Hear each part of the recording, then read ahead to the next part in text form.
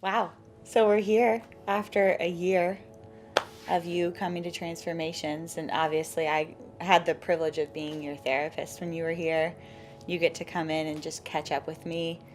We kind of get to reminisce, after a year of sobriety, of kind of what your journey was like coming into Transformations and how you did in here and the life that you created for yourself after. And I want to hear all about it. I want to hear all about you and just your whole experience.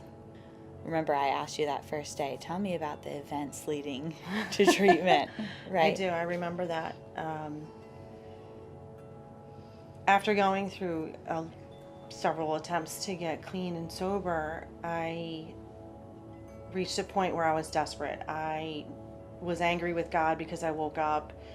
I was tired of waking up trying to think of how I was going to get high, or where am I going to get a drink, or who can I scam, and just really felt desperate and tired of being hurt and tired of being lonely, tired of the pain. And the pain that I was going through was from several things. It was from broken relationships. It was from the loss of my son Nicholas. It was from um, guilt and shame for what I was going through and what I was putting my family through.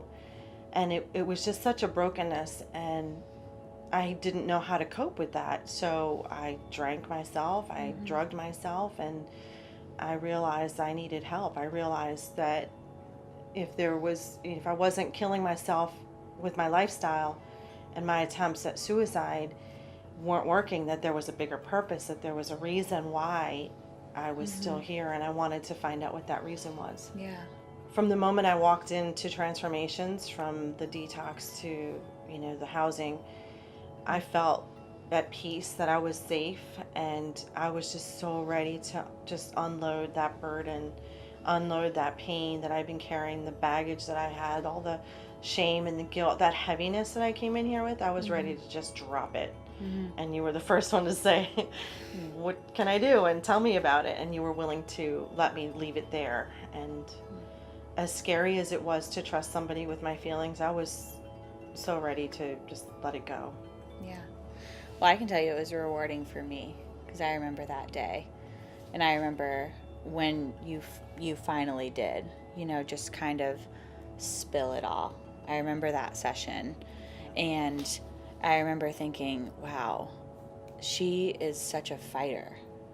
She's so brave and she's such a survivor. She comes in here after going through all of these things and having been betrayed, having been hurt, sits across from somebody who's virtually a complete stranger and says, this is me. I mean, the bravery level there is just through the roof. That memory stays with me, even, as we sit here now, like a year later. What is it that helped it stick? I remember specifically our group, that when we would meet, was special, and I felt safe to share. And Our it was caseload our group in the caseload mornings? group Okay, was yeah.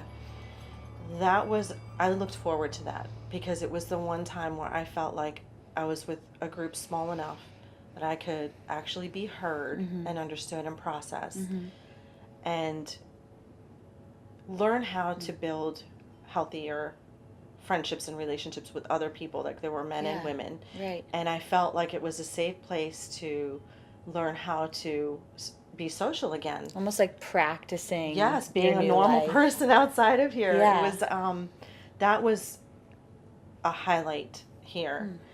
Once I left, it was the contact that I had with alumni. It was getting the phone calls and the text messages. It was participating in our outings. It was coming to alumni night on Wednesdays and looking forward to that, because I knew that if I had a rough week, that I could come here, and if I was a little shaky, that there was always inspiration and hope, or someone who would understand, or someone that I hadn't seen in a while that just took me out of myself, or whatever it was. So after the time that I was here in PHP and IOP, it's been alumni. It's been that constant contact, and I want to share that hope with the next person, with another person, because I walked in here without hope and I left here with just tons of it, and I want to share that. So if I I had have to no guess, doubt you will. yeah, it's given me a new life, and I just want to share that. And it's different this time